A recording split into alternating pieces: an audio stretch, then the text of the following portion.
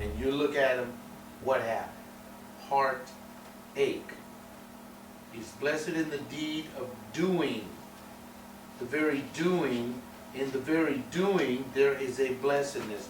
Psalm 19:11 identifies that. Psalms chapter 19, verse 11. Okay, we'll look at that quickly and then we'll move on. Psalms 19:11 says, moreover, by them thy servant is warned. In keeping them there is great reward. In other words, God is warning us in the Word, but then he says by keeping the Word, there's going to be a great reward for you if you keep on doing it. Yeah, that's a hard verse for me because I feel like I'm just being real about me. I feel like I want out. You know, why me? I'm sick of it. I'm sick of the whole thing. You know, and then I look at people, I get sick of people. I just look at them, and Belle, I look at him and I said, you know what? What? And you know the Holy Spirit is saying, nothing. Why? Because he's spoken where? He's spoken in the Word. He's spoken, and that's it. That's it. What is the word? I hate this word now. It's making me do something. I hate this. And God ain't gonna do nothing. He's just gonna say, what? Tell me you hate me. No, I don't hate you. Well, what?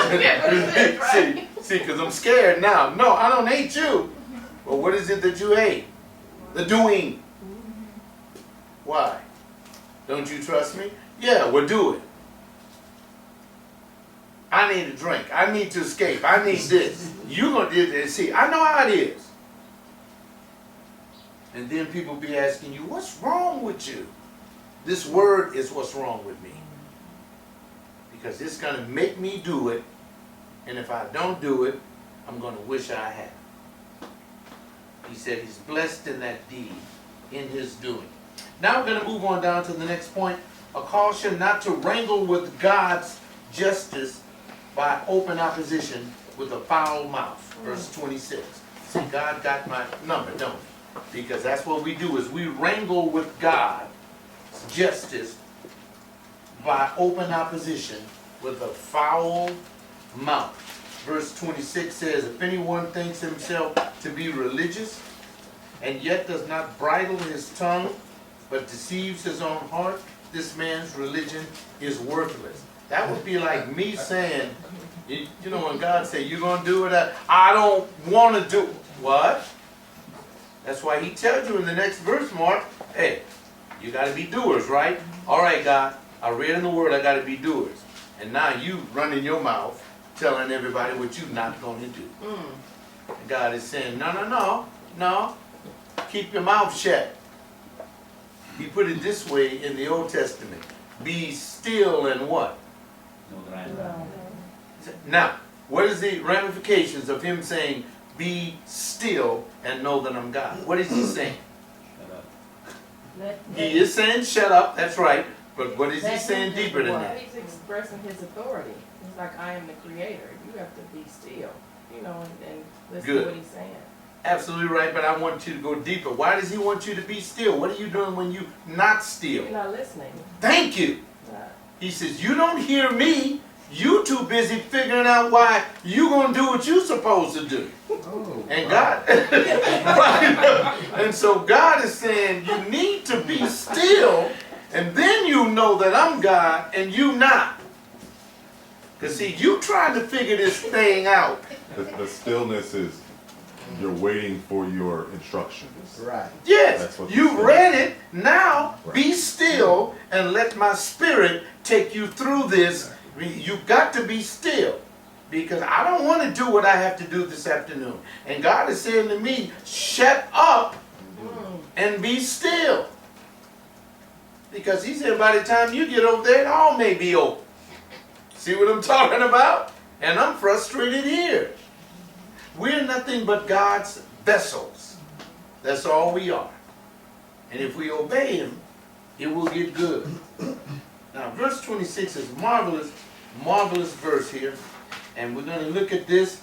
It says, starts off and it says, if anyone thinks himself to be religious.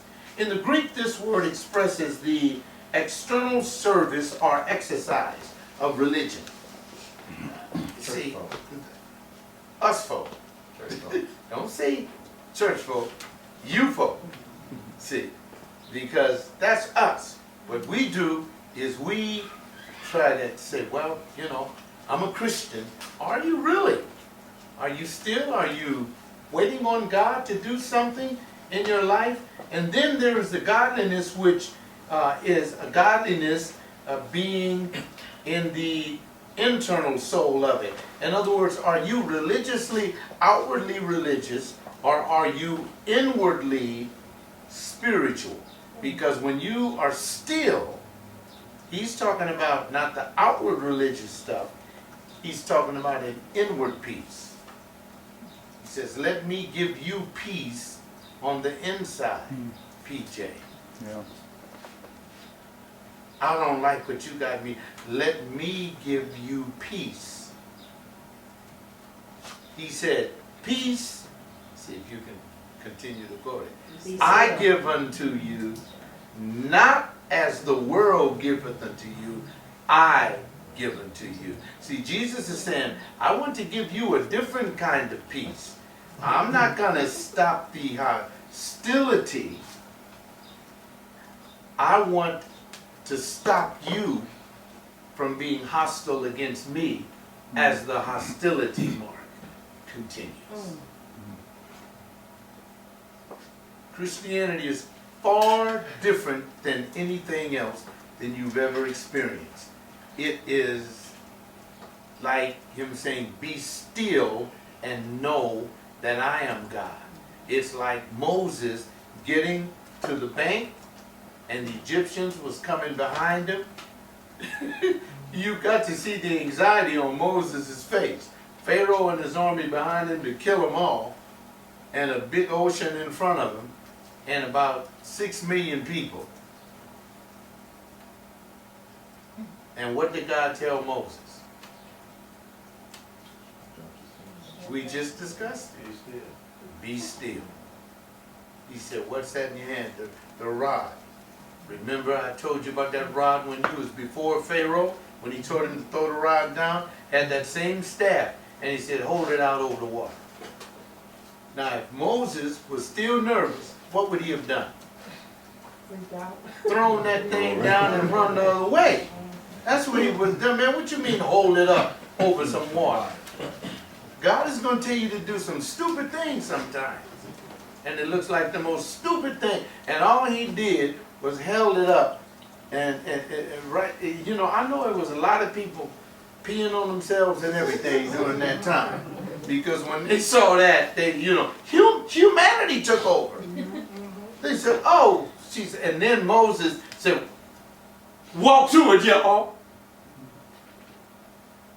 Now, I know some of us would have been standing there, I ain't getting in that, man. Right. Unless they see something.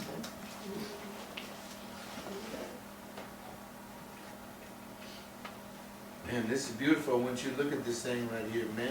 He is this. Now, let's get into a deeper definition of this, a better definition.